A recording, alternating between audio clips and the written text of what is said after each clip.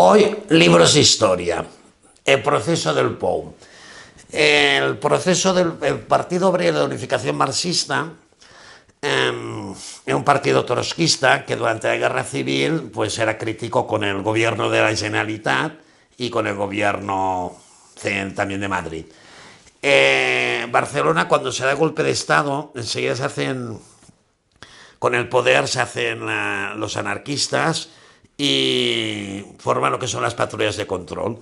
Sin embargo, claro, esto tanto a Largo Caballero, que al presidente de gobierno, como a Companys, que al presidente de la Generalitat, pues no les interesaba. Entonces, en el mes de mayo intentan hacer un golpe de efecto y entran en la central de la Telefónica, en la Plaza Cataluña, que está en control de la CNT desde principios de la guerra, con la excusa de que allá se intervenían las llamadas gubernamentales. El caso Pou, esto dio lugar a lo que se llaman los hechos de mayo, que fueron pues una semana, unos 10 días más o menos, que se llegó a llamar una guerra civil dentro de la guerra civil, aunque realmente no es exactamente eso. El balance es de más de 500.000 de muertos, 1.000.000 de heridos, 4.000 detenciones, 1.000 presos en las cárceles, etc. Y digo que no fue una guerra civil dentro de la guerra civil, sino que realmente fue la primera vez que la KGB actuó fuera de sus fronteras. En la guerra, en el bando franquista, tanto Alemania como Italia, como Portugal, que también era fascista, facilitaban, por ejemplo, la compra de armas al bando nacional. Sin embargo, con el Tratado de No Intervención de Francia e Inglaterra, pues no permitieron la importación de armas, y el único país a las cuales se podían suministrar fue Rusia, la Unión Soviética, los comunistas, la Rusia culpable. A cambio del oro del Banco de España, que siempre luego critican los franquistas, ¿no? Entonces, lo que pasó es que si los comunistas al principio de la guerra no tenían casi poder, pues a medida que avanzaba la guerra, pues tenían cada vez más poder. En el fondo, los hechos de mayo es una lucha que se entabló entre la Tercera Internacional, que es la Internacional Comunista, contra el anarquismo, y contra la Cuarta Internacional, que era la de Trotsky. El presidente del Partido Obrero de Unificación Marxista, del POU, era André Onin, que había sido secretario de Trotsky, y bueno, pues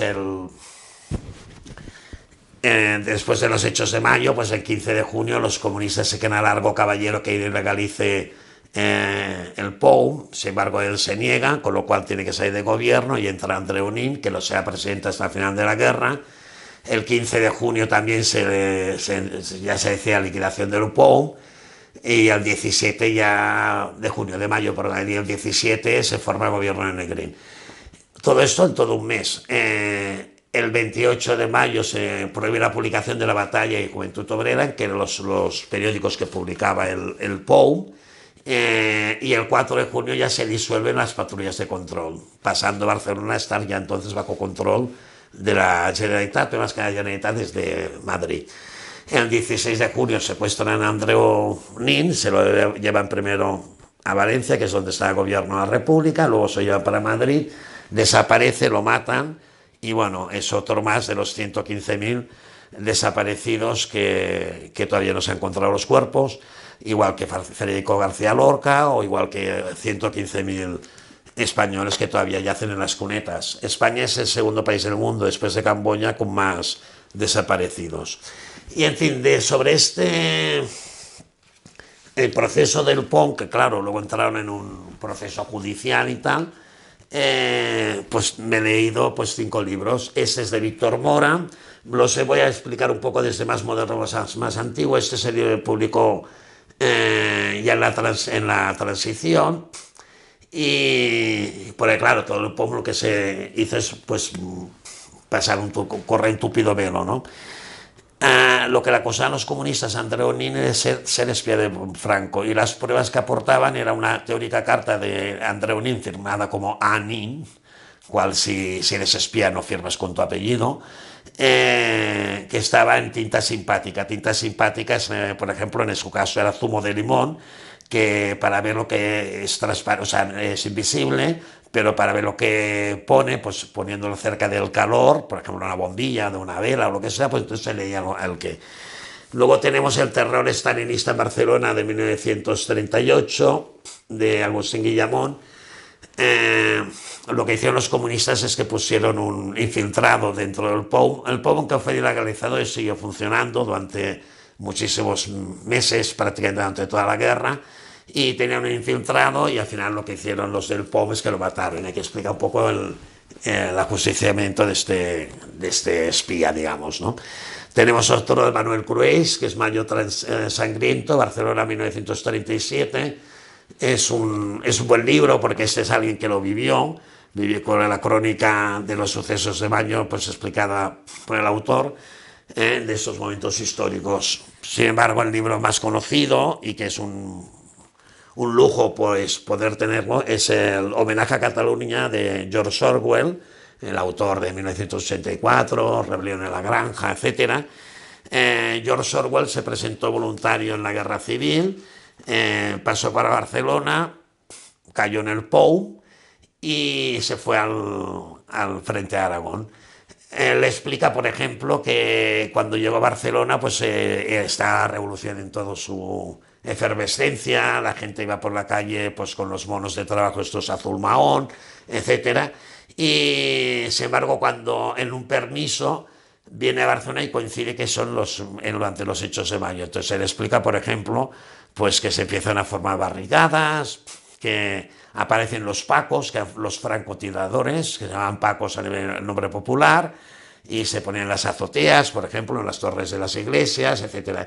Y explica que notó un cambio fundamental porque ya en mayo del 37 la barcelonesa revolucionaria pues había cambiado completamente incluso esta forma de vestir de los barceloneses. Y sin embargo, el libro para mí más importante de todos estos es Espionaje en España, de un tal teóricamente Max Reger. Esto es un libelo comunista.